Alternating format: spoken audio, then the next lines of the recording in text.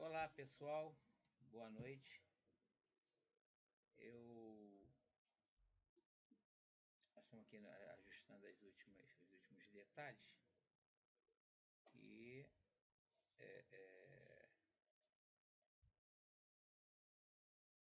para o pessoal poder chegar aí.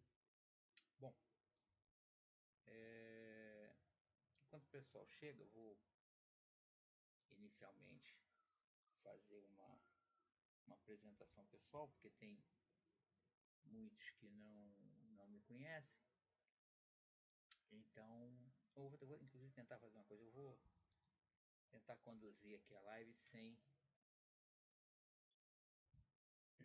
quero ver se eu consigo conduzir a live sem usar o óculos, porque dá uma opção de reflexo, incomoda mais do que ajuda.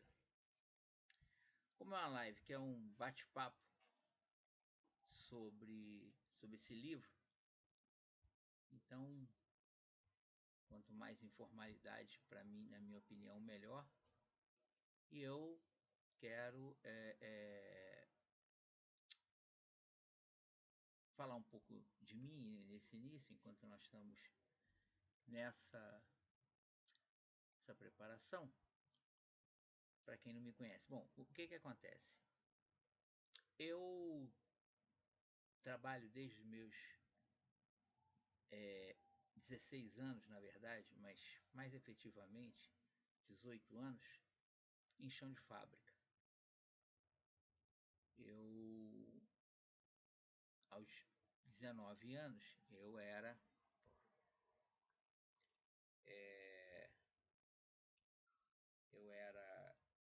fui convidado pelo dono da empresa que eu trabalhava para assumir o cargo de gerente de produção. Bom,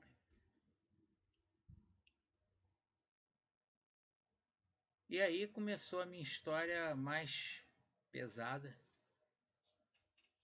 realmente com a minha relação com o chão de fábrica.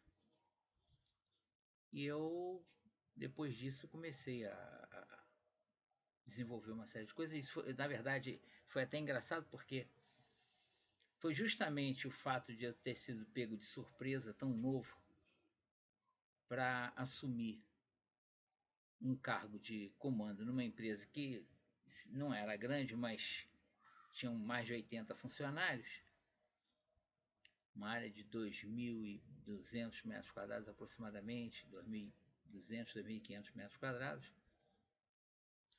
E o que aconteceu? Foi que eu nunca tinha passado na minha cabeça estudar qualquer tipo de qualquer espécie de gerenciamento e tudo mais.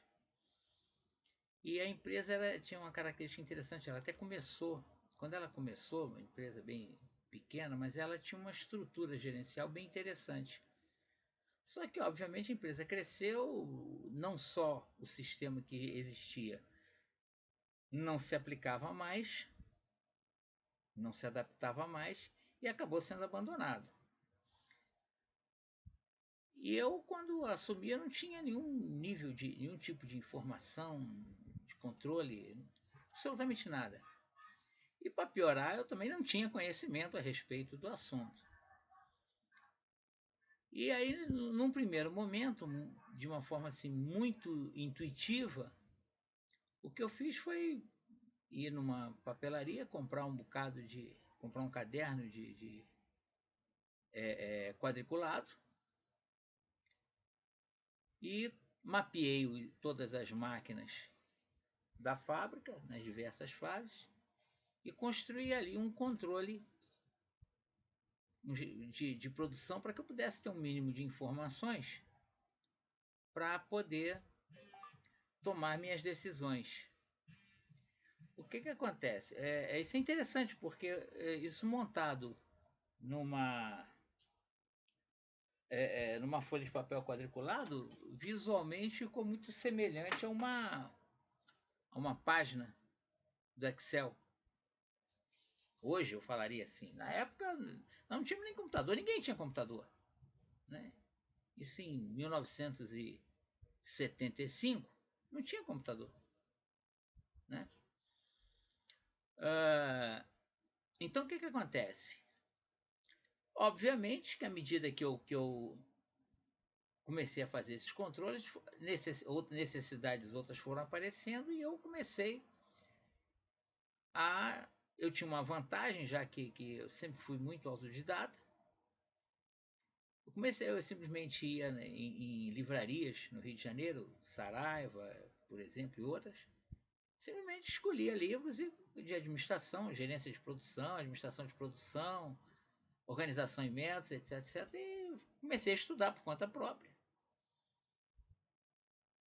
E assim fui desenvolvendo uma metodologia própria. Obviamente fui com isso também, a experiência prática foi se associando e com isso, ao longo de todo esse tempo, eu só acumulei conhecimento nessas áreas. Bom, e por que eu estou falando isso? Eu estou falando isso porque esse livro, que eu prefiro chamar de manual, ele é um livro pequeno a proposta é que ele seja um manual mesmo. Ele acaba surgindo como consequência de toda uma outra situação. Porque eu tomei, de um determinado momento para cá, isso já até antes de começar essa loucura de pandemia, eu comecei a desenvolver a ideia de criar todo um sistema de gerenciamento para pequenos empreendedores.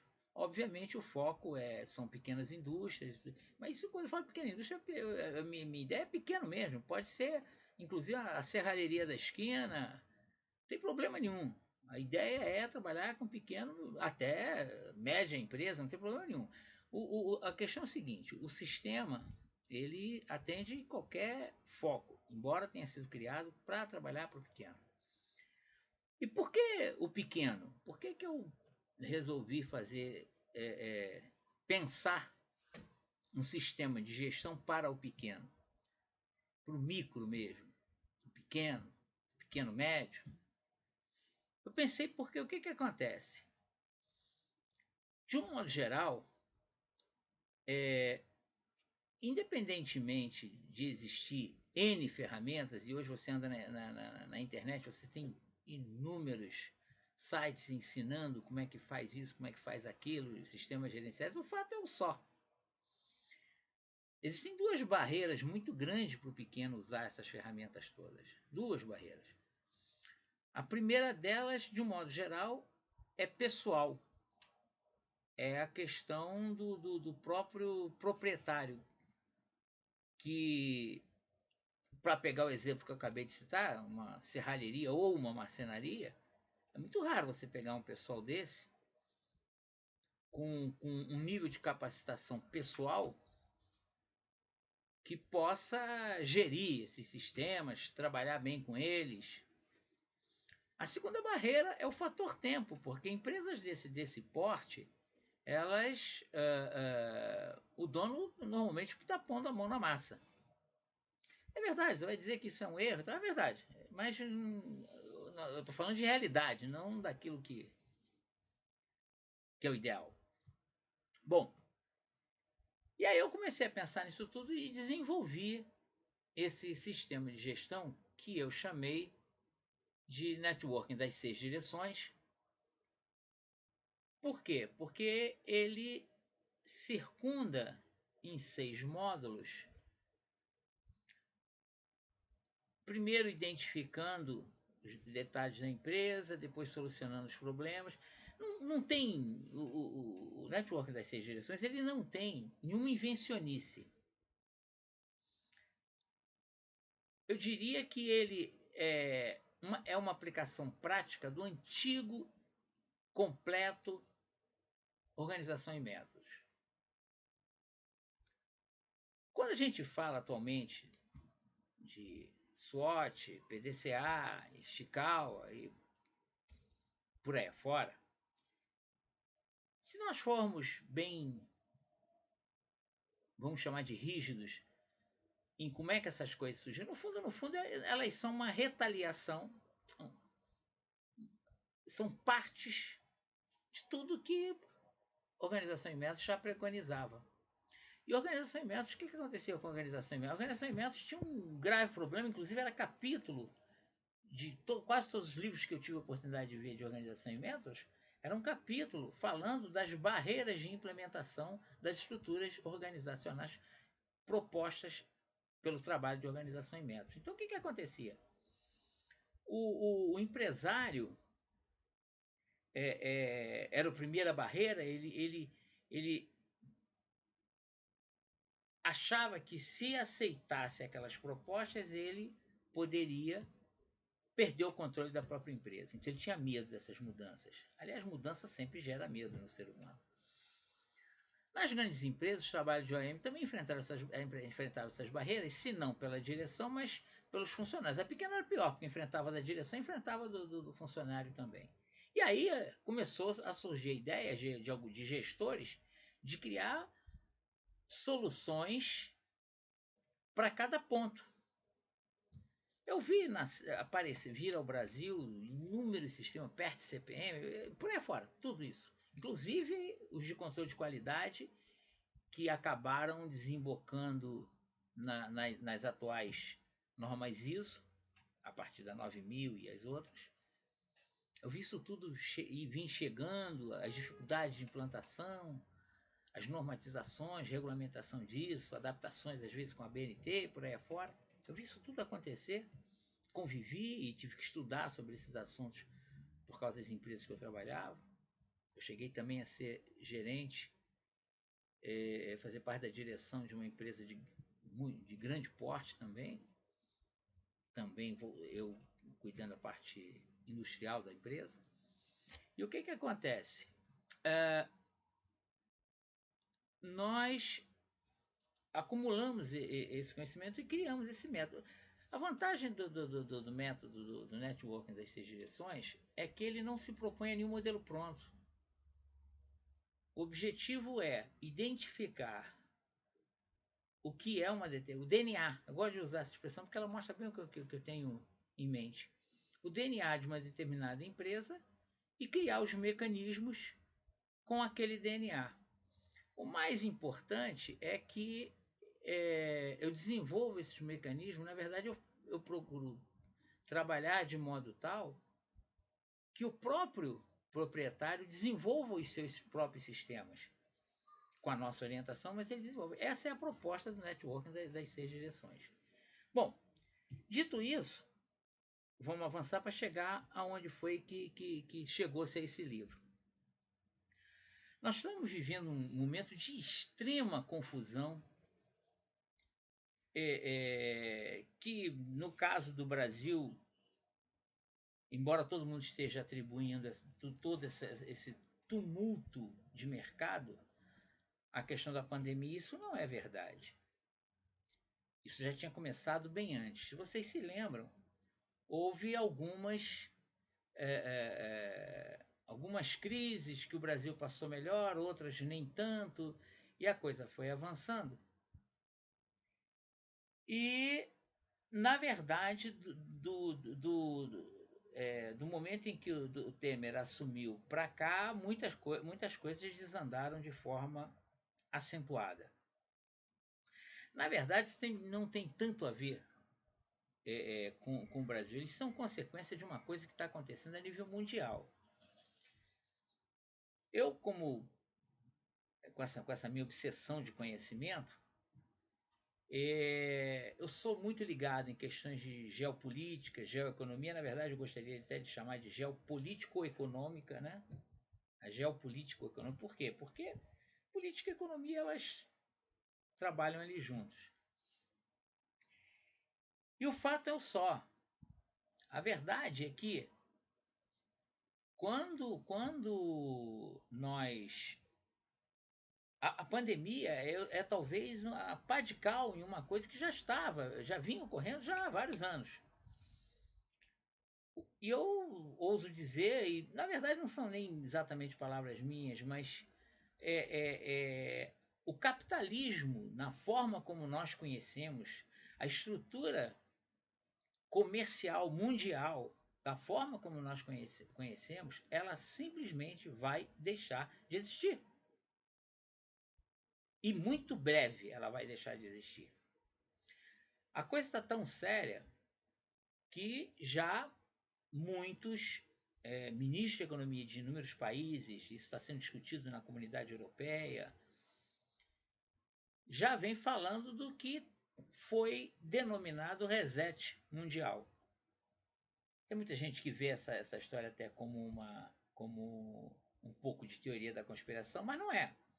Ela não é, e eu vou dizer por quê. Se você pegar os números de endividamento de governos, bancos, empresas e principalmente pessoas em todo o mundo, os números são tão grandes em endividamento, são tão grandes que você acaba concluindo uma única coisa. É impagável, não é possível que seja pago toda essa dívida. Então, se é impossível pagar, é como o computador, no momento que travar, vai travar igual o computador. E no que travar, o que vai acontecer? O que a gente faz quando o computador trava? Aperta o reset. Essa é a questão do reset mundial. Quando apertarem o botão, isso tudo vai desmoronar. As consequências, bom, não sei, que eu não vi até agora ninguém. Há alguma especulação, mas muito pontual também. Mas o fato é que as consequências serão dramáticas. Evidentemente, essa história da pandemia nessa altura do campeonato só serviu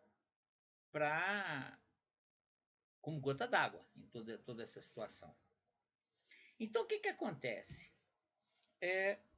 Dentro dessa baderna, eu entendi que eu precisava, dentro da minha proposta de trabalho, trazer alguma coisa que fizesse com que o pequeno fizesse uma coisa que ele não costuma fazer, que é refletir sobre o seu negócio. Então, aqui eu quero começar, eu vou até colocar para vocês já o slide da nossa conversa introdutória. E eu já apresento uma frase para vocês. O melhor vencedor é aquele que pensa táticas no silêncio do seu quarto. Veja bem, reflexões sempre estão antes das soluções. O que eu proponho nesse livro é justamente conduzir a quem o lê, ao empresário que o lê, a refletir a cada ponto que eu falo, ele refletir no seu negócio. É interessante que como os capítulos, as lições, elas interagem, vocês vão ter a sensação, em determinados momentos, que vai parecer repetitivo. Mas é que eu retomo uma situação colocada anteriormente e avanço com ela numa outra lição. Então, o que acontece? Como eu estava dizendo, o mundo dos negócios pequenos, grandes, não vai mais ser o mesmo. O que se preparar estará mais capacitado a sobreviver. E essa preparação envolve o quê? Envolve principalmente pensar. Pensar a sua empresa. Então, vamos lá, eu vou exemplificar um pouco as realidades das empresas. Vamos supor aqui 2 empresas, e aí a primeira questão, qual proprietário tem mais moral? Qual proprietário tem mais moral? Quando eu falo de moral do proprietário, é aquele proprietário que consegue ter uma boa relação com seus funcionários, cria um ambiente de harmonia, ao mesmo tempo ele é uma figura que se impõe não só por uma questão de conhecimento técnico, mas de posturas justas. Qual proprietário dessas 2 empresas tem mais moral? Qual proprietário tem melhores procedimentos técnicos? Numa empresa pequena, de um modo geral, o proprietário é o grande técnico da história. Porque normalmente ele vem exatamente de trabalhar aquele assunto. Então, por exemplo, no caso, vamos falar de uma de uma serralheria, o cara que de repente começou seu negocinho, ele era serralheiro, aí pegou uma indenização, seja lá de que forma for, e foi e montou sua serralheria. Então ele é um técnico, basicamente um técnico. Então, há procedimentos técnicos normalmente nos proprietários das pequenas empresas. Então, qual proprietário tem melhores procedimentos técnicos? Qual das empresas que, por causa da sua estrutura, elas são menos suscetíveis a clientes e ao mercado, ou seja, ela é menos dependente daquele cliente ou de um mercado, ela é capaz de ter mobilidade suficiente para não depender exclusivamente de um cliente. Qual dessas duas empresas possui um melhor treinamento? Qual aquela que normalmente o dono, evidentemente, estamos falando de empresas pequenas, que ele chega mais junto, ele orienta mais, ele tem melhor condição de orientar, portanto ele treina melhor. Qual deles, e eu falei sobre isso quando eu falei do patrão ter moral, qual daqueles que consegue promover uma maior harmonia interna? Qual das empresas possui um programa de incentivo? Isso é um negócio de grande importância que as empresas, mesmo pequenas, podem implantar com sucesso. Mas isso hoje em dia quase ninguém pensa nisso. Qual dessas empresas possui melhor organização física? Cada coisa no seu lugar, uma iluminação adequada para evitar um erro de medição, ela está bem localizada se ela depender de uma localização, de estar num local conveniente, que algumas empresas, em função do seu serviço, pode estar com o seu processo abril totalmente isolada. Isso é irrelevante, mas para outras não, depende da localização. Qual possui os melhores sistemas de qualidade? Quando a gente fala de sistema de qualidade, eu gosto muito de lembrar da Xerox, foi uma empresa que eu tive a oportunidade de nacionalizar os itens de uma série de itens para a primeira copiadora que começou primeiro sendo só montada e depois passou a ser fabricada no Brasil, a 660. Eu nacionalizei diversos itens junto com, evidentemente, na fábrica que eu trabalhava. Tive oportunidade de nacionalizar esses itens, e a Xerox tinha o que era chamado SQA, Serviço de Qualidade Assegurada. E eles tinham uma frase que era a frase norteadora do SQA, e que dizia o seguinte: qualidade é fazer certo da primeira vez. Então, na verdade, qualidade não é você controlar depois, é você ter procedimentos que evitem erros. Qual a situação dos equipamentos dessa empresa? Ora, evidentemente, essas perguntas trazem o quê? Aqui, dessas duas empresas de exemplo que eu estou falando, se elas aqui responder melhor essas perguntas, sem dúvida é a empresa mais capacitada.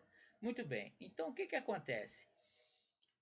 Esse livro, ele conduz ao empresário a pensar, a perceber que num momento tão complicado como nós estamos, e mesmo que não fosse assim, ele precisa manter uma constante posição de pensar o seu negócio. Muito bem. Nessa lição primeira, o que eu falo? São táticas de gestão. Eu também apresento uma outra frase. Se não pensa a sua empresa, seu fracasso ou estagnação são certos. Você precisa pensar sua empresa. Isso é fundamental. Tática de gestão é tudo que você considera como adequado para conduzir sua empresa ao sucesso. E aí cabem duas perguntas. Você computa as necessidades das maiores às menores? O quanto você tem de improviso? Gente, isso é uma questão muito séria, porque se você não considera as necessidades da sua empresa, você fatalmente vai acabar no improviso. Se você não pensa a sua empresa, você vai cair numa outra questão também, extremamente grave, e que pode te levar a situações muito ruins. Por exemplo, é a combinação entre atitudes precipitadas ou decisões demoradas, que seriam antagônicas. Isso te leva a uma outra pergunta: qual o momento de decidir? E aí cai um ponto fundamental nas empresas. Sem informação, você nunca vai saber o momento certo de tomar uma decisão. E aí você pode ou tomá-las precipitadamente ou demorar demais para tomar a decisão. Então é básico você ter informação. Isso, por exemplo, é uma das coisas que o meu sistema das 6 direções propõe. É criar um modelo de gestão com o DNA da empresa, com a cara da empresa, mas que permita você ter informações para tomada de decisão. Então, esse livro, dando mais um adendo a respeito dos objetivos do livro, ele tem como meta exatamente isso: fazer com que reflitam nos inúmeros aspectos de gestão interna e gestão externa, e que vocês não só repensem ações, mas que construam metodologias e pensem em buscar ajuda quando necessário, que esse é um outro problema muito sério que o pequeno empresário principalmente tem. É trazer para o seu lado, ou contratar alguém, ou fazer alguma parceria que traga ajuda, seja de informação, seja tecnológica, seja de gestão, buscar essa ajuda.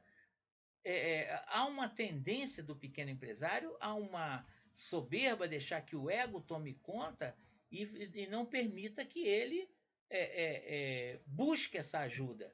Porque ele vai, muitos se sentem diminuídos se forem buscar essa ajuda, o que é um equívoco enorme. Muito bem. Na lição 2, veja bem, eu vou tentar fazer essa live num tempo mais curto que me for possível, tá? O objetivo realmente é um papo sobre o livro, é para vocês terem uma ideia de como é. Livro não é um manual, eu gosto de chamar ele de manual. Para mim é um manual. É um manual. O objetivo é um manual para fazer o empresário refletir. Muito bem. Na lição 2 eu quero falar sobre inteligência para enfrentar o mercado. Bom, é preciso, o mercado, principalmente aqui, em momentos confusos como esse, ou num país que as regras mudam muito, como o caso do Brasil, você precisa realmente estar muito atento para você saber quando você pode avançar, você tem que recuar, quando você vai ser mais agressivo em termos de mercado, quando é que você tem que esperar. Então, sem dúvida que vai ter maior sucesso aquele que souber usar melhor as armas que ele tem para construir o seu diferencial em relação ao mercado. O maior sucesso terá aquele que conseguir formar uma equipe de colaboradores de maior unidade. Eu gosto de usar a palavra egrégora para isso, porque a egrégora nos leva à questão de harmonia, produzir harmonia do ambiente de trabalho. Tá? Então, é importantíssimo isso. Outra coisa que vai fazer uma empresa ser vencedora está na sua habilidade, e na sua, entenda bem. Quando eu falo empresa, quando se trata de empresa pequena, você é a empresa é você. O proprietário é a empresa é o proprietário. Isso não há diferenciação, não há separação disso. E quando a sua habilidade e da empresa, evidentemente, se tornar superior, você tem mais possibilidade de vencer. Portanto, busque evoluir sempre, não permita a estagnação. Bom, disposições táticas. E aí, mais uma frase: o medo de perder tira a vontade de ganhar. E aí, a última frase que eu usei para falar da lição anterior, eu trago para essa lição. Uma das maiores barreiras ao progresso, progresso em geral, até humano, e evidentemente da empresa, e no caso da empresa é seu, é uma questão de medo. Bom, o medo, quando eu falo de medo, é um medo que eu diria que é quase imperceptível. Nós não temos uma consciência real de que esse medo está nos atrapalhando. E essa é a pior forma de medo que pode nos atingir. Isso serve em todos os aspectos da nossa vida, inclusive nas empresas. E aí, esse medo faz com que o ser humano todo busque sempre uma situação de segurança. E aí você cai numa armadilha. Essa segurança passa a ser traduzida como zona de conforto. Quando segurança não é a zona de conforto. Zona de conforto é uma posição de altíssimo risco. Segurança é você ter uma empresa sólida, forte, com ritmo, avançando. Isso é segurança, isso vai te dar estabilidade. Zona de conforto não te dá. Então essa busca de segurança, ela acaba levando dessa falsa segurança, acaba levando a zona de conforto, que é o primeiro passo para o fracasso. Ou com sorte, se não fracassar, vai para a estagnação. Aí quando você olha, você vê. Veja bem, eu quero chamar. Agora eu vou enfatizar um aspecto muito importante. Se você é um empresário e você olha e você tem a tua empresa há 5 anos e a tua empresa não acrescentou equipamentos, não acrescentou profissionais, você continua com as mesmas máquinas que você começou, você me desculpe, você está com problema. Você está caminhando para a estagnação. A partir de 5 anos, a empresa tem que estar, o próprio funcionamento dela tem que te exigir mudanças, melhorias, avanços internos. Porque se ela não está te exigindo isso, se você continua funcionando e ela não te exige avanços nessa direção, você está com problema. É bom você repensar o teu negócio. E para você criar as disposições táticas, essas disposições táticas, se nós formos comparar com o futebol, é o posicionamento do teu time. Isso é disposição tática. Ou xadrez é a tática que você vai usar dentro do tabuleiro. Primeira coisa que você precisa é entender dimensão, entender realmente o seu mercado. Muitas empresas pequenas, elas entram no mercado e eles conhecem aquele universo imediato do seu mercado. Você precisa estar atento para entender realmente o que é esse mercado. Não se acomode nisso. Mercado está sempre em movimento. O que você entende como mercado hoje não é o que vai ser amanhã e nem vai ser depois de amanhã e nem daqui a 10 anos. As estimativas internas da tua empresa, o que você precisa para acompanhar essa dimensão de mercado? Bom, você basicamente vai precisar de duas coisas: ferramentas administrativas e ferramentas físicas. Muito bem. As ferramentas administrativas você tem que saber aonde você vai coletá-las e dar a essas ferramentas um formato analítico, ou seja, ela tem que gerar informação para você. Ela tem que gerar condições de você analisá-las e tomar decisões.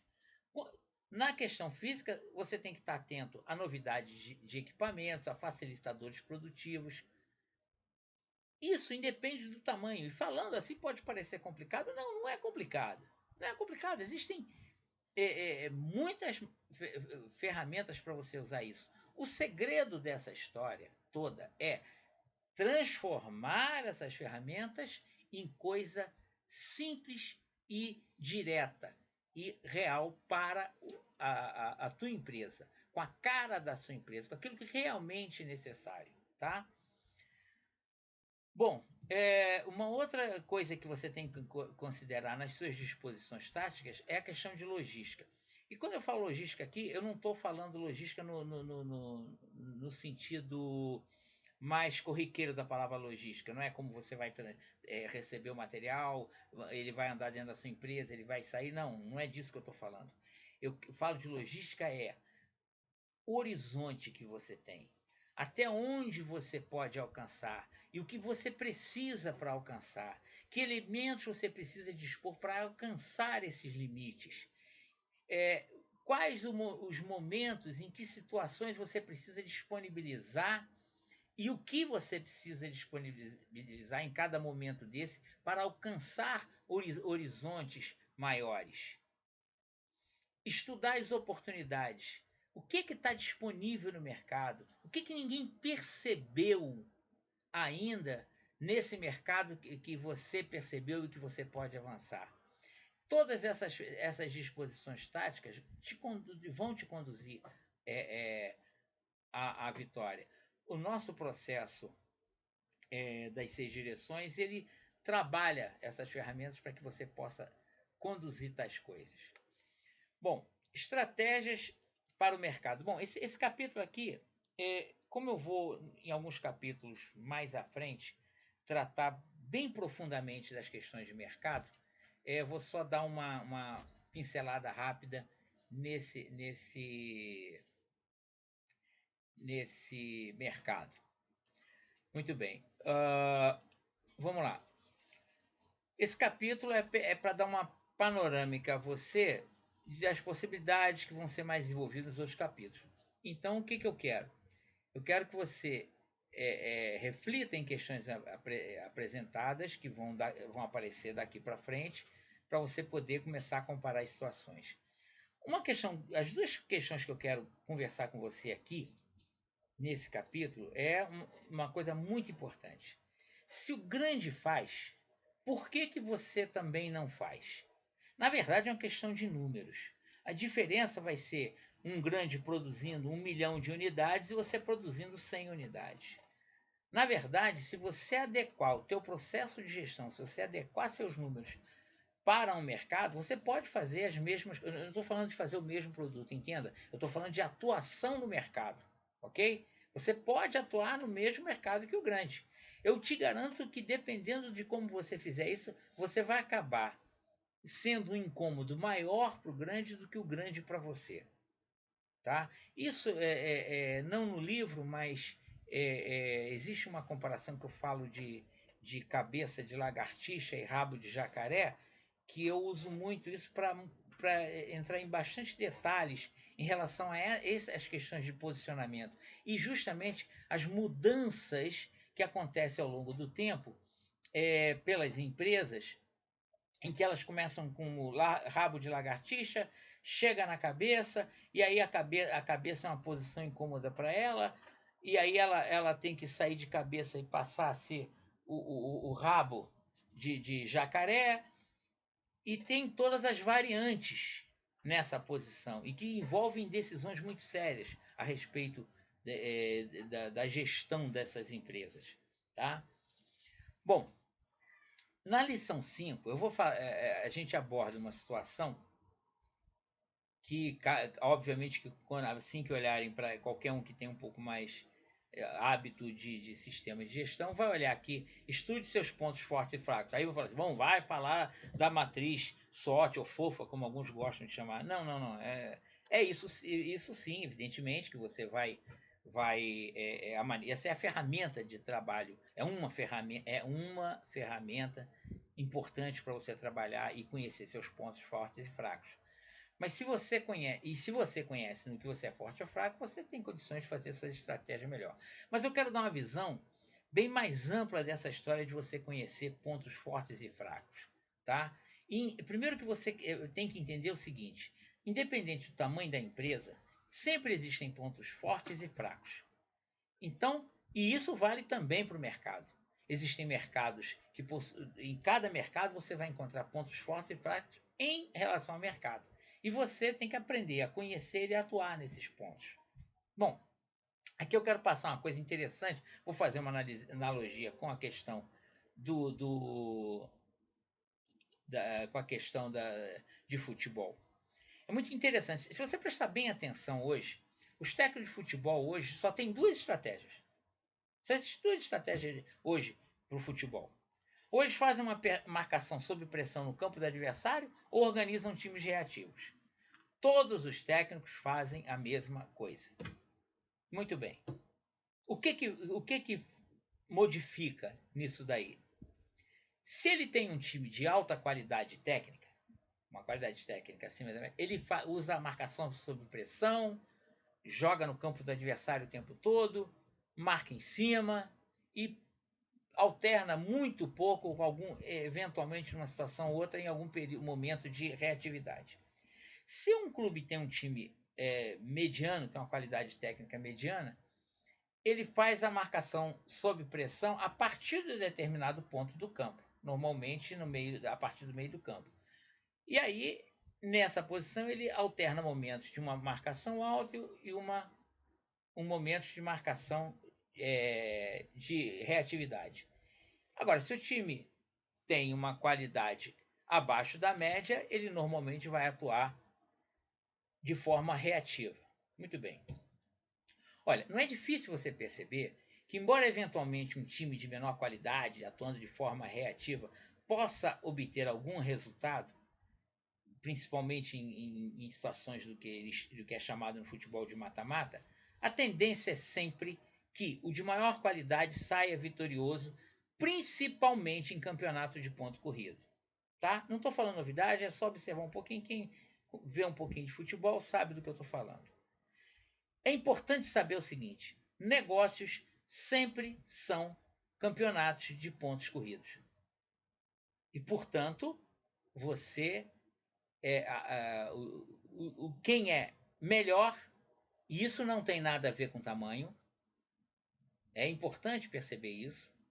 Quem for o melhor, quem tiver mais preparado, mais capacitado, quem tiver mais qualificado, vai se tornar o vencedor. Então, veja bem, isso faz com que você perceba que avaliações, estudo, pensar a sua empresa é extremamente importante para você obter sucesso na sua empresa. Bom, nessa lição é muito interessante. Eu vou falar de manobras. As manobras são aquelas decisões que visa transformar uma situação tortuosa em linha suave e retilínea. Muito bem. O que isso quer dizer? Vamos lá. Você imagine que o mercado, na verdade, de um modo geral, ele se comporta como um adversário no xadrez. E, inclusive, tem uma coisa engraçada. Isso muitas vezes é um ambiente silencioso, mas os jogadores de xadrez possuem seus técnicos, seus mentores. E há intervalos de descanso em que eles trocam ideias com esses mentores e analisam as manobras que vão realizar.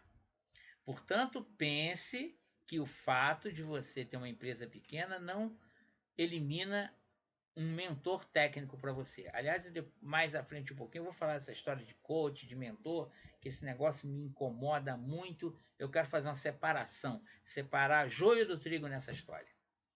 Bom, administrar um pequeno negócio é uma função muito solitária, né? Você, de um modo geral, a empresa pequena, uma empresa até médio porte, aquela que tem praticamente só um dono, independente do seu faturamento, a verdade é que é uma função solitária. Você não se sente com liberdade de conversar com pessoas sobre as dificuldades e buscar algumas soluções. Aí entra a importância de um mentor técnico. E eu insisto na palavra técnico. Um mentor que possa, que conheça que saiba traduzir o seu problema, que saiba conversar e apresentar a você sugestões realmente técnicas. Isso é muito importante. Uma outra coisa importante que o xadrez nos mostra é que, além de você ter, aliás, só para concluir, se você tem um mentor técnico, você não precisa se preocupar muito com a questão de honestidade dele. Por quê? Porque o mentor ele só vai ter sucesso se ele for honesto com você. O que ele conversa contigo tem que permanecer entre vocês dois. Nenhum mentor técnico vai obter resultados pessoais se ele não for absolutamente honesto e sincero com você. É a condição sine qua non para ele ser um mentor técnico. Então, o que acontece?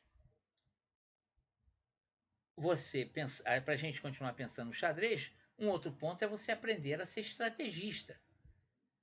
Seguir pela direita, seguir pela esquerda, avançar, recuar. Tal peça vai para aqui, tal peça vai para lá. Isso são manobras. E você tem que ter informações e capacitação informativa para que você possa decidir com qualidade as manobras que você vai executar no teu negócio. E você tem que ter uma situação empresarial sólida e una para que essas manobras resultem naquilo que você projetou. No livro, nesse capítulo, justamente nesse capítulo, eu falo de uma coisa interessante que totalmente vinculada à situação de manobra, que é a questão da relação da sua empresa com bancos, sobre cuidados, sobre endividamento, limite, como você vai, como você não vai. Isso está no nosso livro também. Eu também falo da necessidade de você estar preparado interna e externamente para executar essas manobras. Foi o que eu falei. Ter uma equipe una, uma situação bem consolidada para que, quando você determinar alguma manobra, todo o conjunto funcione harmonicamente. Variações táticas. Bom, eu aqui nesse capítulo, que na verdade você tem sempre que estar preparado para mudar algumas questões táticas, até porque ao longo do tempo sua empresa, se você estiver atuando nela efetivamente de forma segura e correta, ela vai sofrer mudanças. E essas mudanças vão te obrigar a mudanças táticas. Lembra, eu no início citei o exemplo da empresa que eu comecei a trabalhar em chão de fábrica e que aconteceu exatamente isso. Ela tinha quando ela surgiu, era uma empresa pequena, uma excelente estrutura de gestão de chão de fábrica, mas que ela cresceu e foi obrigada a mudar tudo isso e ela não tinha mudado, então não havia nada. Eu é que fui, quando cheguei, comecei a criar um sistema para aquele novo patamar da empresa. Então é importante que você não pode chegar nessa situação que aconteceu com essa empresa. Por sorte, nós obtivemos um grande sucesso, essa empresa depois cresceu bastante. Mas isso é de alto risco. E aí são a questão das variações táticas. Você tem que estar pronto para fazer essas mudanças táticas. Tanto no caso de crescimento, mas você tem que estar pronto a fazer mudanças táticas também nos momentos de grande dificuldade. E aqui eu quero apenas focar nesse nosso bate-papo sobre o livro,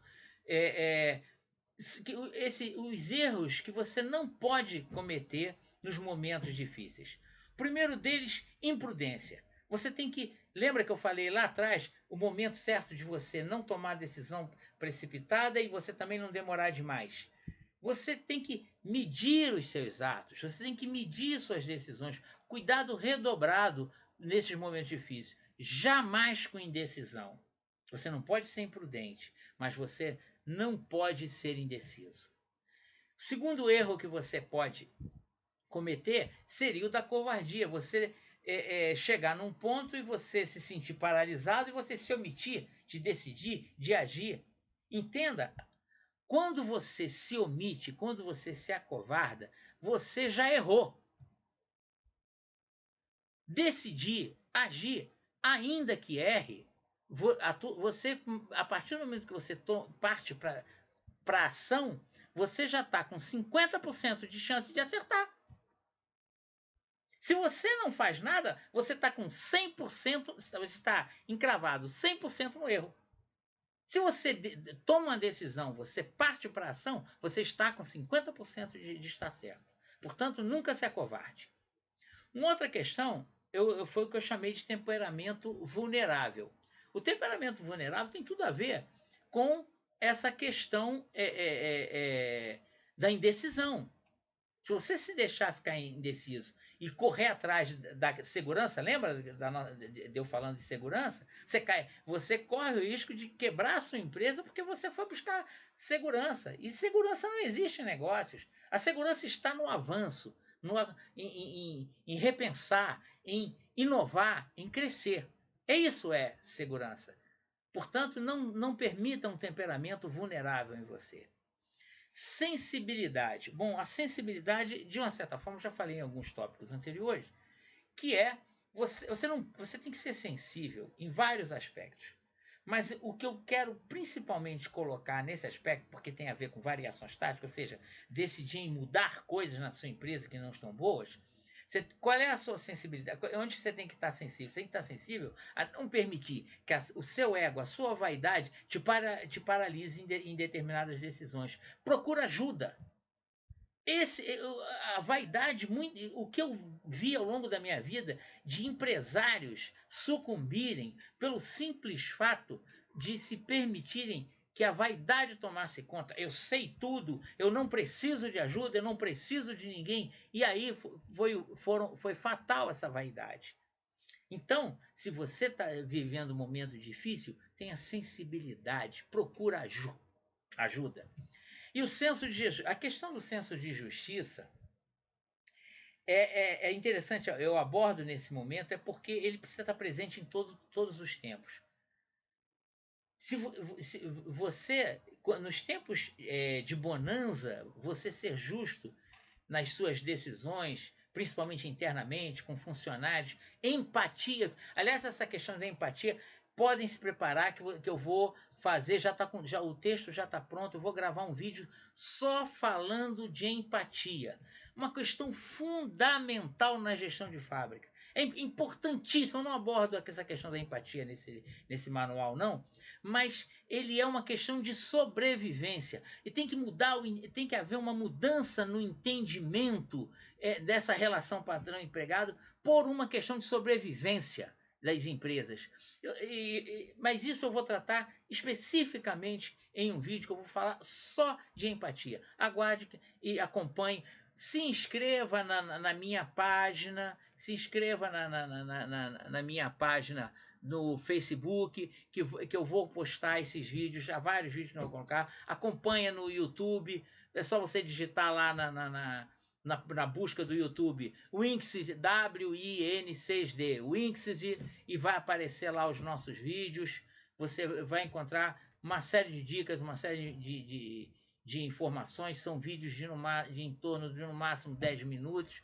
Tem bastante coisa e vai ter muito mais. Então, essa questão do senso de justiça, se você é importantíssima no momento difícil, porque se você desarmonizar a tua estrutura interna, você vai ter os seus momentos difíceis vão se multiplicar. Bom, aqui nesse ponto eu quero falar de uma coisa muito séria que eu toquei no assunto. Nesse capítulo, no livro, eu falo dessa questão de coach e mentores de coisa nenhuma. Se tem uma coisa que vem me incomodando muito, são esses coaches e mentores de coisa nenhuma. Gente, coach significa técnico. Presta atenção. Treinador. Para ser mais técnico, não. Treinador. Peraí. Se o camarada não é formado em coisa nenhuma, ele vai treinar o que na tua vida?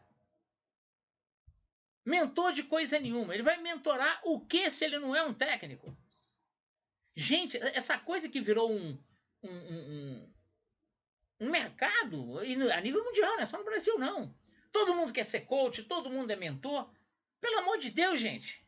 Isso para mim é uma armadilha. Não existe coach nem mentor de coisa nenhuma. Ou o cara é um profissional de alguma coisa, e aí sim ele pode treinar alguém, ele pode ser mentor de alguém, se ele possui conhecimento. Ou então ele é mentor de coisa nenhuma. Isso é apenas uma versão modernosa, tá? Usando essa expressão, de pirâmides. Se você olhar a estrutura de como essa brincadeira funciona, não é muito diferente do que acontece com as pirâmides. Se você, na verdade, todos eles são o quê? Pregadores de motivação. Eles são treinados para criar motivação. Aí só que a falta de conhecimento deles é tão grande que eles ficam repetindo igual papagaio o que ouviu de alguém. Que esse alguém sim é o esperto que está ganhando dinheiro. Eles repetem as mesmas falas. Se você, em primeiro lugar, eu quero dizer uma coisa para você. Se você precisa ser empurrado diariamente ou semanalmente, ou seja lá no que tempo que for, por alguém que vai te fazer ficar te motivando a cuidar da tua própria empresa, desculpa, tem alguma coisa muito errada aí com você em relação à empresa. Entenda que se a tua empresa não te motiva, a tua empresa é você. E se ela não é capaz de te motivar, a coisa está muito errada com você. A tua empresa tem que, na hora que você acorda de manhã, você tem que estar motivado. Eu vou para a minha empresa. E eu vou fazer a diferença, porque a minha empresa sou eu e eu sou a minha empresa. Você não precisa de ninguém te motivando. Agora, se você, por N razões, aí entram outros aspectos pessoais, tiver precisando num dado momento, por algum período, de uma situação motivacional, pelo amor de Deus, você faz uma coisa. Você procura gente que é honesta no motivacional. Procura um professor Luiz Marins, um Godri, o Augusto Cury, que eles são transparentes e límpidos. Nós fazemos palestras motivacionais. Isso é o que eles fazem. Então eles não têm essa história de coaching, não. E tem mais. São médicos, filósofos, psicólogos, por aí afora. E se a coisa tá nesse ponto para você, você já parou para pensar em conversar sobre um psicólogo sobre isso? Um psicólogo empresarial, para falar a verdade, eu tenho uma filha psicóloga, mas eu não sei se não tem isso, eu até vou dar sugestão para ela. Psicólogo empresarial. O objetivo desse psicólogo é identificar por que o empresário, o empreendedor, não consegue se motivar com o próprio negócio. Isso tem que ser uma constante. Faz parte de você, a tua empresa é você. Então, você precisa se empolgar. Então, faz uma coisa: se você precisar de motivacional, procura um motivacional de um profissional. Não fica buscando esse oba-oba aí de mentores de coisa nenhuma, de coach de coisa nenhuma. Sai fora disso, gente. Bom, desculpa se tem alguém assistindo que viva disso. Eu lamento. Aliás, eu vi uma. Hoje eu vi uma outra tentativa de mascarar essa mesmice dessa coisa motivacional. Peraí, deixa eu lembrar. Eles estão propondo a treinar pessoas para serem mentores. Gente, eu não lembro a palavra utilizada. Mentores. Mas no final das contas é a mesma porcaria. Falei, mas estão de brincadeira comigo, gente? Agora estão inventando uma vírgulazinha na questão da mentoria para continuar enganando pessoas. E tem mais, ainda vendem a coisa dizendo que é a profissão do futuro que nunca vai acabar. Pelo amor de Deus, gente. Isso é uma enganação. Desculpa o certo desabafo, mas é que realmente essa coisa é incômoda. Muito incômoda para mim. Lição 8. A lição 8 fala de uma coisa que eu toquei lá atrás. Que o mercado é uma força em marcha. Se você. Aí entra aquela questão da segurança, zona de conforto. Se você parar, o mercado passa por cima de você, te atropela. Então você tem que estar atento sempre ao mercado. Há 2 pontos que precisam ser observados. O primeiro é o seu mercado. O segundo ponto é o mercado global. Porque hoje ninguém mais é uma ilha. Nós estamos todos em um enorme oceano. Mercado hoje é um enorme oceano. Não existe mais ilha. Então você tem que estar atento ao seu pedacinho de oceano e ao que acontece em todo o oceano. Tá? E o mercado são forças que elas nunca param. E se você para, se afasta dela ou então é atropelado, né? Então, é importante que você aprenda uma coisa. Você precisa fazer a leitura certa do seu mercado. E se for necessário, mais uma vez, busque ajuda para essa leitura. E aí falando de mercado, eu quero puxar um ponto de enorme importância que é muito bem compreendido por economistas, gestores de empresas maiores, mas que é pouco pensado na empresa pequena. O seu produto é escalável? Então, primeiro vamos entender o que é um produto escalável. Um produto escalável é aquele que possui uma capacidade de crescimento contínuo de vendas. Não é eterno, mas possui uma capacidade de crescimento contínuo de venda. Muito bem. É possível para qualquer empresa se direcionar num mercado ou num produto, ou mercado e produto, escalável. Só que isso requer estudo, investigação, sensibilidade, mais algumas outras coisas que vão variar de acordo com o que se capta em termos de produto escalável. O que eu quero dizer com isso? Eu vou dar um exemplo bem prático. Eu vou de novo, porque eu gosto desses 2 exemplos, marcenaria e serralheria. Você imagina lá, principalmente a serralheria. A serralheria é interessantíssima, como exemplos ilustráveis. Imagina a serralheria O cara faz lá portões, faz um monte de coisa. Tá lá, um monte de coisa. Tudo bem. Mas ele tá ali naquela lojinha de treinamentos quadrados e o cara passa na porta dele, um passa, outro passa, aí um vem e lembra: ah, não, você é um bom serralheiro, faz um portão para mim e tal. Bom, fazer portão nessas condições não é um produto escalável.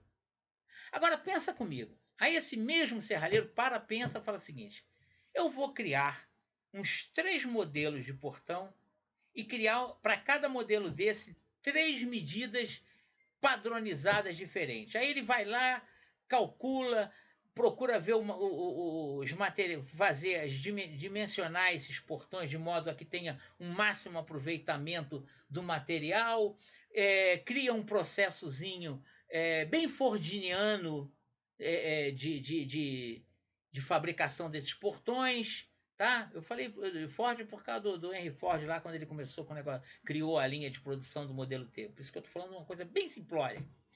E aí o que vai acontecer? Ele vai começar a fazer esses portões 30%, 40% mais barato do que qualquer um outro serralheiro consegue fazer esse portão. E um portão de excelente qualidade. Aí você vai dizer para mim: não, mas as pessoas, cada portão tem uma medida. Eu garanto a você que em pouquíssimo tempo, pelo preço dele e o padrão de qualidade que ele conseguiu estabelecer, vai acontecer das pessoas abrirem lá o seu buraco no muro exatamente na medida que ele propõe. Isso é óbvio que isso vai acontecer. Ele sai de um produto não escalável usando o mesmo produto e transformando esse produto num produto escalável. Eu estou dando um exemplo, evidentemente, muito simplório, mas mostra o que é um produto escalável. Você tornar um produto, você abrir um mercado e torná-lo escalável num produto que não era. Então, são esses detalhes, são todas essas coisas que nós queremos trabalhar para os pequenos. O nosso modelo de gestão aborda todos esses aspectos. Bom, o capítulo 9 e o 10, eles são até uns capítulos bem extensos, e eu pediria a você que prestasse um pouco mais de atenção, porque eu faço uma análise muito ampla a respeito de mercado, porque eu falo de tipos de mercado e como as formas de atuação que acontecem nesses mercados. Ok. No capítulo 9, eu quero dar uma panorâmica para vocês sobre tipo de mercado. Eu não tenho como entrar aqui em grandes considerações, né? Nós já estamos aqui há algum tempo, nós já estamos há 1 hora aqui, então eu vou tentar acelerar. Eu quero ver se eu consigo acabar o livro ainda hoje com vocês. Vamos lá. Por isso uma live, né? Porque você fazer isso numa gravação de vídeo fica complicado. Embora eu esteja pensando eu estou gravando essa live e vou colocar ela depois, disponibilizá-la no YouTube. Bom, falando de tipos. O primeiro tipo que eu quero chamar a atenção é o mercado acessível. Esse é o mercado perigosamente ideal. Olha que coisa engraçada. Ele seria o chamado céu de brigadeiro. Qual o perigo dele? Ele esconde falha. Ele leva a relaxamento. Ele leva a despreparo. Então ele é um mercado muito perigoso, que requer um dono sempre ligado na tomada de 220. Ou pelo menos tomar um choquinho de 220 todo dia de manhã antes de sair para a empresa. Um mercado complicado. Bom, mercado complicado é o que a gente está vendo atualmente, né? É um momento que você tem que ter muita sensibilidade, porque para encontrar as saídas, já que essas saídas, no meio de toda essa confusão, elas não são muito claras, e você é preciso estar muito atento às oportunidades e saídas que você tem dentro desse mercado complicado. O mercado indeciso. Bom, o mercado indeciso é um mercado que o brasileiro conhece bem. Por que conhece bem?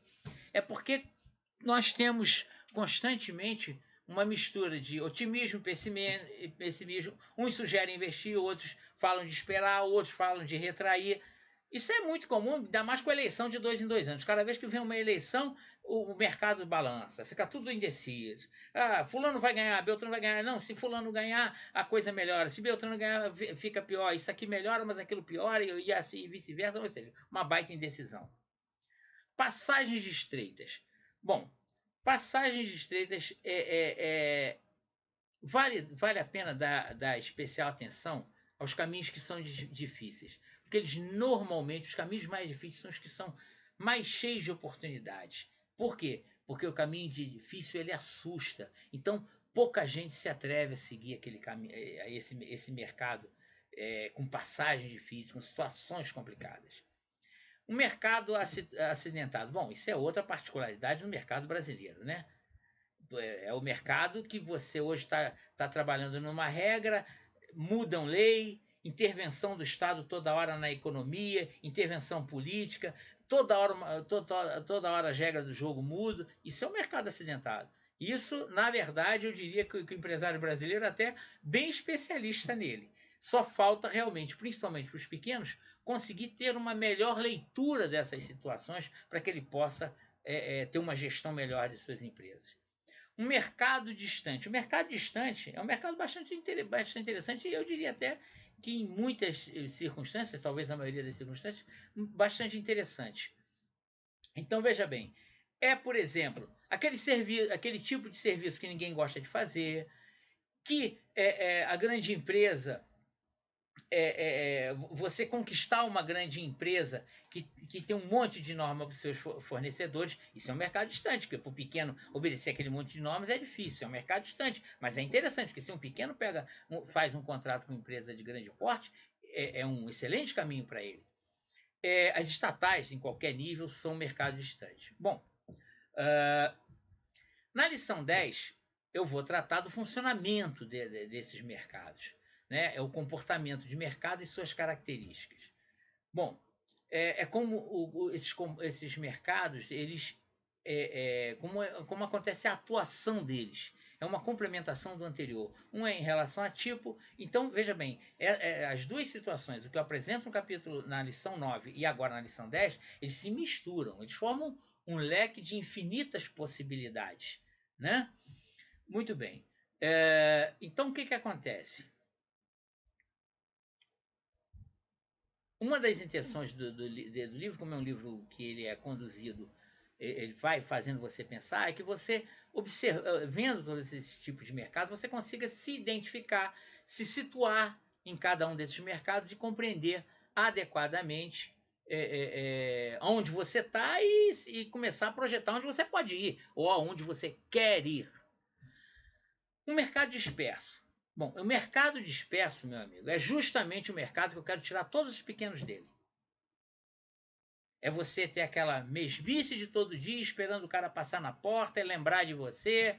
Isso é um mercado disperso, tem um monte de gente fazendo a mesma coisa que você e todo mundo andando na mesmice. Isso é justamente desse mercado que eu quero tirar todo mundo. O mercado agradável. Rapaz, o mercado agradável é um perigo. Ele é um mercado dispersivo, porém acontece um avanço enganoso. Lembre-se que eu estou falando da atuação do mercado, não é o tipo, é a atuação do mercado. Ele tem um avanço enganoso. Bom, e por que ele é agradável? Ele é agradável pelo seguinte: imagina o nosso serralheiro, que ele, quando foi demitido do seu emprego, recebeu a indenização, vendeu o carrinho velho que ele tinha, juntou esse dinheirinho todo, comprou uma máquina de solda, uma policorte, tal, mais uns apetrechos, umas ferramentas e tal, e montou sua oficina. Ótimo. Aí passa 5 anos, ele continua com a mesma furadeira, com a mesma politriz, com a mesma máquina de solda, mas ele já está de carro novamente, é um carrinho de 8 anos, 10 anos de uso, mas ele já está com seu carrinho, normalmente uma caminhonete para ele poder usar com a esposa e com o filho espremido entre os dois e poder também carregar a basculete que ele fez. Ele está feliz da vida porque ele avançou.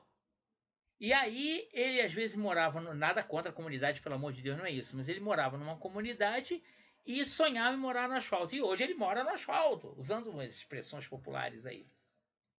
Ora, eu avancei, estou indo muito bem. Não, não está indo muito bem, não, meu amigo. Você não está indo bem. Esse é um avanço que não te tirou da zona, não vai te tirar da zona de conforto. Você vai continuar na tua zona de conforto, aquele esqueminha de seguro.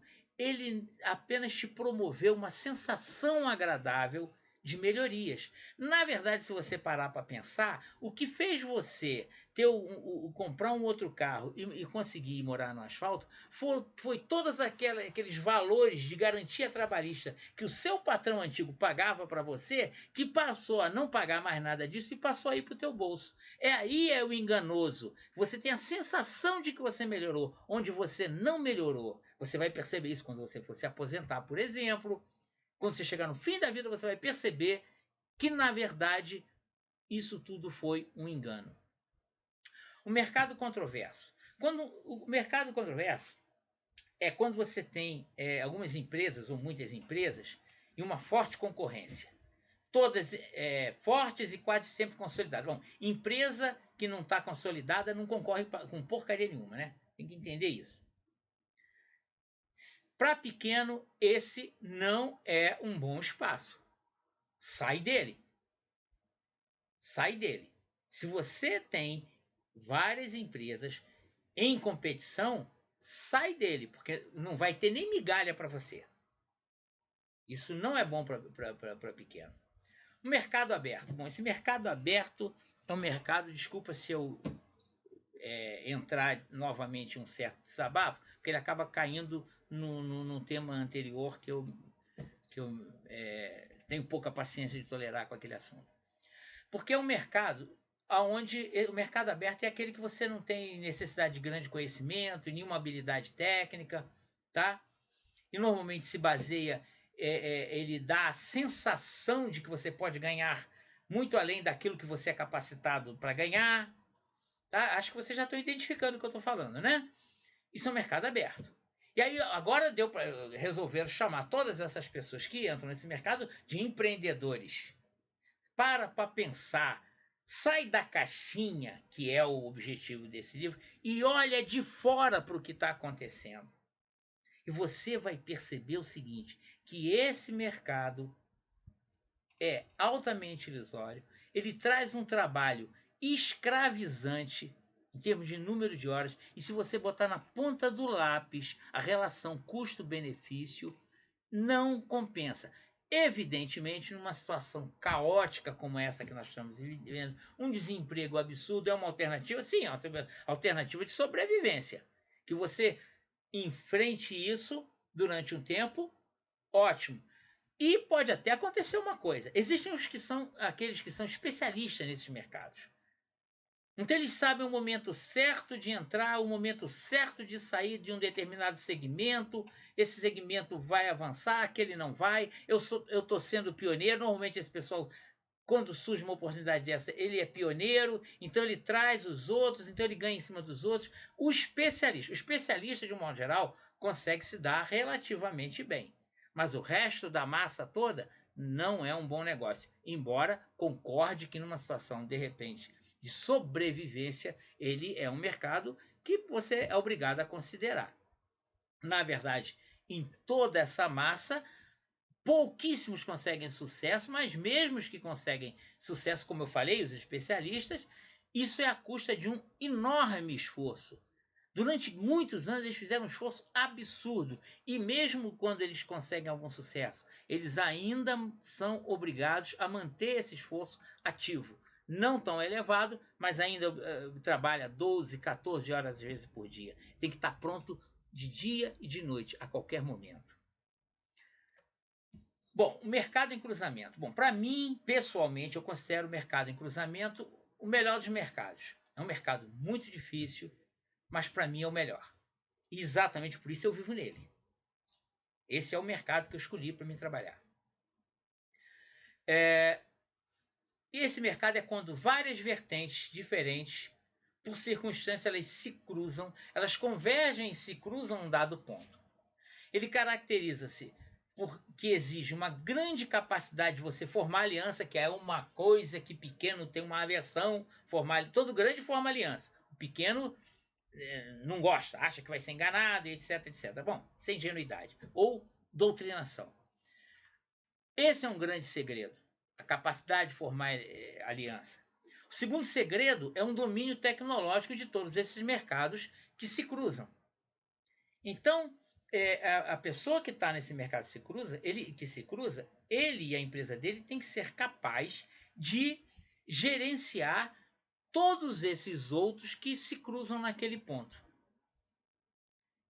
Foi um mercado que, por circunstância de vida, eu vivi ele muito perto, lidando com empresas de uma diversidade enorme em áreas elétricas, siderurgia,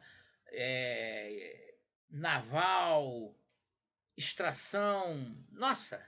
E eu acabei aprendendo a lidar com esses mercados, por isso eu gosto tanto dele, mas realmente é um mercado de grande complexidade, ele exige de você uma capacidade de liderança muito grande, uma capacidade de coordenação muito grande, uma credibilidade profissional, porque não tem amador nesse tipo de mercado, são pessoas altamente técnicas, altamente profissionais.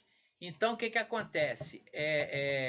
Gente, não se assuste não se vocês verem uma gata passar aqui. É porque a minha gata ela é muito agarrada comigo e apesar de estarem tentando mantê-la longe de mim, a coisa vai começar a complicar. Ela já está querendo vir. Ela tem um cantinho aqui do meu lado que ela gosta de deitar para ficar pertinho de mim. Muito bem.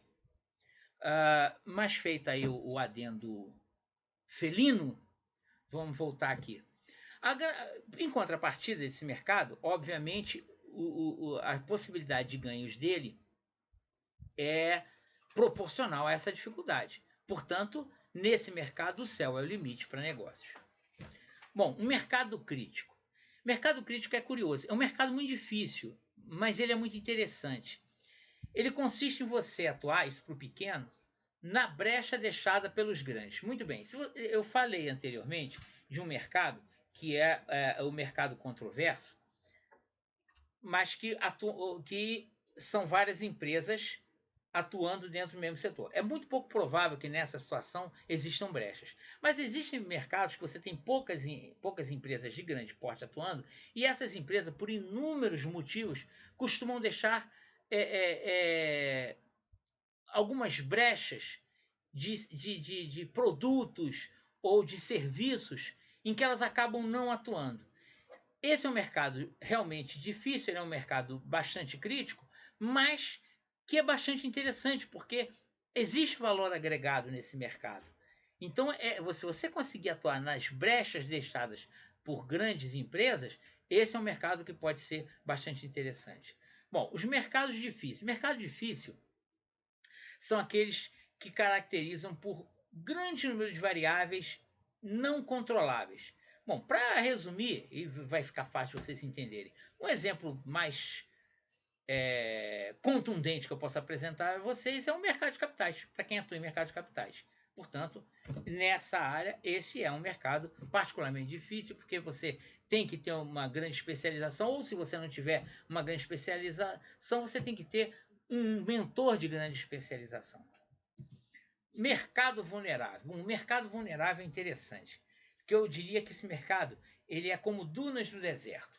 O vento vem, tira uma duna daqui, bota para ali, tira daqui, bota para ali.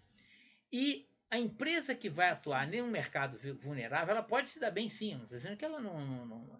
Na verdade, todos esses mercados existem os seus espaços para todos se dar bem. Não se esqueça disso. Só que você tem que ter capacitações diferentes para cada forma de mercado desse. E como ele é muito volúvel, ele se desloca muito, o mercado vulnerável requer da empresa uma capacidade de manobrabilidade enorme. E aí vai lá atrás o que eu falei sobre você, a questão das manobras, do jogo de xadrez.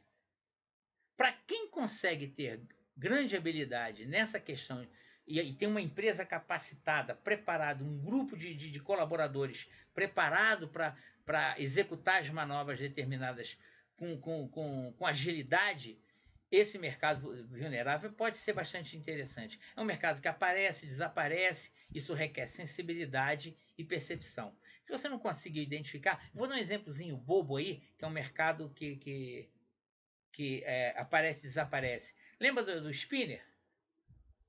Lembra daquelas bolinhas que chamava de perereca? Isso, bem antigo. A perereca era bem antigo. Mercado que aparece, desaparece. Você tem que estar atento a essas coisas que aparecem e desaparecem. Um exemplozinho simplório, mas para ajudar a entender. O mercado perigoso. Bom, esse mercado eu prefiro até não falar muito dele, não. Por quê? Porque é pouco provável que uma empresa pequena consiga estar ou atuar nesse mercado. Ele tem tudo de ruim que os outros têm. É um acúmulo de coisa ruim nesse mercado. Ele combina muitas características ruins de todos os mercados anteriores. Então, esse mercado eu sugiro que você o evite. Bom, agora já que nós falamos bastante de mercado, e evidentemente nesse bojo nós temos que estar sempre capacitados em qualidade, preço, etc, etc. Eu quero falar dar uma visão em relação a questões de prejuízo, que eu chamei de queimando prejuízo. Eu quero dar uma visão um pouquinho diferente daquilo que você pensa inicialmente em termos de prejuízo. Ninguém gosta de ter prejuízo. Agora, como é que você na tua empresa minimiza essas possibilidades? Você tem visão global para conter esses prejuízos, global do teu produto, do teu mercado, do teu cliente, para você conter, presta atenção à palavra, conter esse prejuízo. Você entende que qualquer desperdício é prejuízo? Eu não estou tratando aqui de qualidade, programa de qualidade, eu estou querendo falar de prejuízos que você pode e deve prever, pode e deve antever e tomar medidas para evitar. Então você queima esses prejuízos, eliminando-os. Então vamos lá, o que eu chamei de técnicas concorrentes aí. Você observar que outras técnicas, além da sua, claro, que existem no mercado. Aí quando você analisar uma técnica, antes de você se empolgar e achar que tem que levar para dentro da sua empresa, você tem que fazer uma análise correta dela. Por exemplo, essa técnica, e ela pode ser uma aliada importante para você, ela acelera o processo com o mesmo custo, com a mesma mão de obra, e o mesmo equipamento. Ela te reduz desperdícios, ela economiza materiais, que é diferente de desperdício. Que tipo de investimento você teria para implantá-la, que tempo de retorno para esse investimento, qual é o seu ganho de qualidade. Essa técnica concorrente, ela te aproxima mais do que os concorrentes que são melhores que você faz, ou até os supera. Você poderia associar essa técnica concorrente com a sua e se tornar superior aos seus concorrentes. Que tipo de diferencial de mercado ela te coloca na possibilidade de um novo mercado, aquele mercado que você não atua. Isso é importante você analisar. Você tem que estar atento a técnicas de concorrente para que você melhore suas condições e evite prejuízos. Você está queimando provisão. A queima de provisão ela é muito interessante, porque ela, na verdade, tem muito a ver com os projetos. Na questão interna, por exemplo, quando eu falei de otimizar o tamanho de uma vara de metalon, por exemplo, para você fazer um portão sem perdas. Né? Lembra ali a questão do exemplo que eu dei há pouco do serralheiro? Pois é, nesses projetos internos, se você cuidar, tomar o necessário cuidado nesses seus projetos, você não queima a provisão. Você não queima material, tá? Você tem uma melhor condição. E nos projetos externos, por exemplo, você estuda um projeto externo quando vem de algum cliente seu e apresenta sugestões. Se você perceber, caramba, eu vou ficar perdendo aqui, usando o mesmo exemplo do metalon, eu vou perder em cada pedaço desse aqui, eu vou perder 1 metro de metalon. Ora, se ele fizesse uma modificação assim, essa perda deixaria de existir. Você apresenta essa sugestão para o teu cliente, você negocia com ele esse tipo de mudança, as possibilidades dessa mudança. Isso é você evitar queimar provisões. Você diminui a quantidade de soldas, seguindo aí o exemplo do serralheiro, você ganha em tempo. Isso tudo você reduz o consumo de materiais consumíveis e agiliza o teu processo. Você tem atenção adequada aos seus equipamentos. Eu falei da maquininha que você começou 5 anos antes, a maquininha que já tinha que estar aposentada. Você substitui o que é obsoleto. Aliás, cuidado com essa história de se apegar àquela maquininha que você cuidou. Meu amigo, se você tem uma empresa e você tem aquela maquininha que é o teu xodó, porque foi com ela que você iniciou a tua empresa, mas ela já não é mais produtiva, meu amigo. Faz uma coisa, pega ela, bota na porta da tua empresa, faz uma cúpula de vidro para ela, cobre ela e bota aqui. Essa foi a primeira máquina dessa empresa. Bota ela de apresentação, de recepção na tua empresa, mas tira ela da produção, porque ela não serve mais. Você tem tido preocupação com equipamentos, com a eficiência dos equipamentos, inovação, aquilo que só você tem. Isso tudo você vai queimar prejuízos. Com isso, você melhora a tua rentabilidade e os teus processos. Bom, na última lição, eu vou dar uma misturada em todo esse bolo anterior. E aí eu quero uma frase muito interessante que eu quero trazer para você aqui. Comece se apropriando de algo estimado pelo mercado, mesmo que seja do seu oponente. E então o mercado, estará nas suas mãos. Essa frase é bastante interessante. Muito bem. Então vamos lá. Quanto mais fazendo essa mistura, fazendo você pensar na mistura do bolo, é preciso levar em consideração que quanto mais complexo o seu mercado, maior a necessidade de você conhecê-lo. Isso é conclusões que nós estamos tirando de lições anteriores. Maior a necessidade de você conhecer sua empresa e tornar essa sua empresa conhecida para você. Isso requer modelos de gestão que você precisa adotar. A maior necessidade de ferramentas de gestão confiáveis. Maior necessidade de se mostrar para o mercado, aparecer, estou aqui. Fundamental isso. E maior necessidade de obter um diferencial. Nesse ponto, então, somando todas essas coisas e principalmente esse último item, é que eu vou chegar na história e se apropriar de algo estimado no mercado. Você imagina um produto. Então, o ideal seria você encontrar algo novo, uma ideia original. Ou seja, você tem uma determinada necessidade de mercado que é atendida de uma determinada maneira, e aí você vai e tem uma ideia original a respeito daquilo. Você se apropriou de algo que é chamado mercado. Vou dar um exemplo de um amigo meu. As praças de pedágio, elas tinham um sensor que os carros passavam por cima, que era uma peça de borracha com contato em toda ela. Não era muita gente que fazia essas peças, não. Ainda tem praça de pedágio com isso. Quando o carro passava, fechava um circuito e registrava que o carro passou lá no sistema de controle. Muito bem. Isso foi fabricado desde o início das praças de pedágio durante muito tempo, até o momento que desenvolveram um sensor de infravermelho nas duas laterais para fazer o mesmo trabalho. Mais barato, menos sujeito a problemas e mais preciso. Isso é algo novo, em cima de uma ideia original. O que aconteceu? Se apropriaram de algo estimado pelo mercado e que era de um oponente. Uma inovação. No caso, não foi uma inovação, foi algo realmente novo, uma substituição. Uma inovação. Você pode perceber que você tem um determinado produto no mercado, que algum concorrente seu faz um produto, mas que você pode introduzir uma inovação daquele, fazer um produto se tornar muito mais eficiente, e você vai e entra com essa inovação, e você se apodera desse produto que é estimado pelo mercado. E pode ter uma outra visão, que é uma conquista. Ou seja, essa conquista ela tem a ver, às vezes, nenhuma empresa grande gosta de ter um único fornecedor para um determinado item. Eles sempre gostam de ter alguém na manga da camisa. E aí você se apresenta, se coloca à disposição.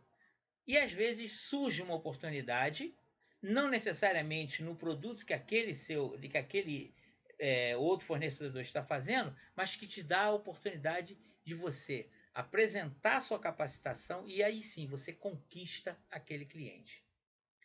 Então veja bem, aqui eu estou te dando a visão do que é o misturando o bolo nessa última lição. Muito bem. Tem um outro ponto que eu quero que você considere. Lembra que ainda há pouco eu falei da empatia, né? Muito bem. Isso envolve o que nessa mistura do bolo. Eu queria que você repensasse a forma como você vê os seus colaboradores. E pensasse seriamente numa coisa que eu falei lá no início: premiações. Criar escalas de premiação. Muito bem. Uma premiação, ela precisa considerar um conjunto de coisas. Primeira delas, atitude que ganha. Ou seja, o que deve ser feito para receber um determinado prêmio. Mas a não atitude, perder e não apenas deixar de ganhar. É fundamental que esse critério seja obedecido. Que o colaborador entende que se ele tem uma atitude, ele ganha, mas se ele não tem atitude, ele perde. Não apenas deixa de ganhar. Ele vai ficar mais atento. A relevância do prêmio. O prêmio que você estabelecer, seja lá qual for, ele tem que ter peso para o colaborador. Não pode ser uma coisa que o teu colaborador descarte. É preciso que você faça uma interligação do sucesso entre os participantes. Ou seja, o sucesso de um alavanque o sucesso dos demais. Para quê? Para que um cobre do outro. Um comportamento de sucesso. É preciso que você pense alguma forma dentro do teu sistema de premiação, alguma coisa que possa premiar o sucesso de todos. Por exemplo, metas globais atingidas, alguma coisa que seja para todos. E muito importante, metas atingidas de forma global tem que ser o ponto de partida que permita a outra premiação individual. A meta atingida, ela é, na verdade, a abertura da premiação individual. A gente chegou no coisa bom. Então, aqui, a partir desse momento, é que nós estamos levando em considerações individuais. Se o prêmio for em dinheiro, que ele seja relevante em relação ao salário desse teu colaborador. Metas semestrais e anuais podem ser usadas como um plus a mais, ou até uma questão de uma surpresa para os funcionários. Os níveis de dificuldade de cada setor precisam ser equalizados, porque toda premiação precisa gerar justiça. A competição pelo prêmio tem que ser justa. E você toda essa situação de premiação, que é muito desejável, tem que levar em consideração tudo isso. Isso vai gerar um clima muito favorável em termos de produção e qualificação na tua empresa. Outra coisa, no teu processo produtivo, nunca use as tuas metas T100. Usa sempre T90. Pelo menos T90. Obviamente, isso envolve um certo estudo na tua condição produtiva, mas, de um modo geral, o T90 é a meta ideal, não T100. T100 você não deixa espaço para ninguém ir além. Uma outra coisa que nessa mistura do bolo, você saindo da questão de dentro da tua empresa e começando a ver externamente que você considere. Oportunidades e alianças. Às vezes surgem oportunidades e você sozinho não tem condição de absorver aquela oportunidade. Pelo amor de Deus, não abra mão da oportunidade. Faça alianças. Faça alianças. Não se iluda. Se você fizer uma aliança com um concorrente seu que seja igual a você, o que vai acontecer é que os dois vão ganhar. Não adianta pensar que o outro vai te dar tom, porque não vai acontecer. Vocês são do mesmo tamanho. A menos que você permita que isso aconteça pela tua inoperância. E por fim, seja ousado. Não tenha medo de arriscar. Não existe negócio sem risco. E eu mostrei a vocês que até buscar segurança é um risco. Portanto, não existe negócio sem risco. Seja ousado. Bom, agora, eu espero sinceramente que esse livro venha ajudar a todos que o desejarem a repensar o seu negócio em contexto interno e externo. Eu quero sugerir mais uma vez a vocês que considerem seriamente conhecer o nosso sistema, o Networking das 6 Direções. Inscrevam-se na nossa mentoria técnica. O diferencial do nosso processo é que ele reeduca o empresário e induz a que ele produza seus próprios sistemas de informação, de avaliação e melhorando a sua capacidade de tomar decisões de sucesso.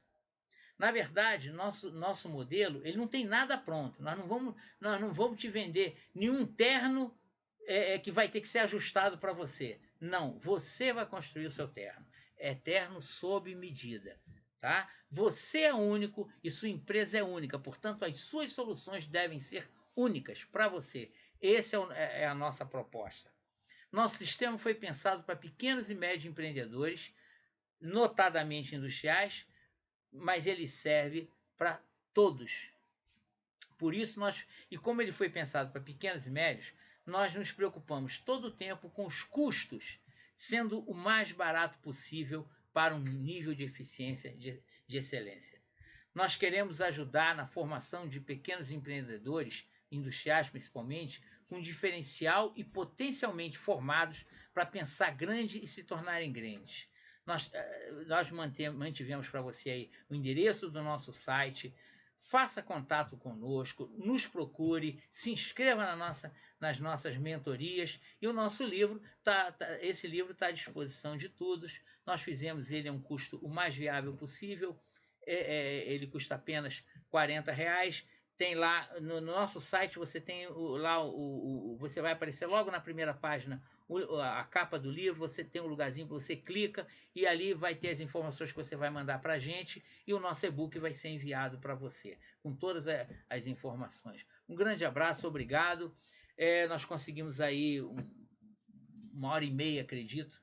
1h30 mais ou menos de live, mas conseguimos abordar totalmente o nosso livro. Tá? Um grande abraço e muito obrigado. Boa noite.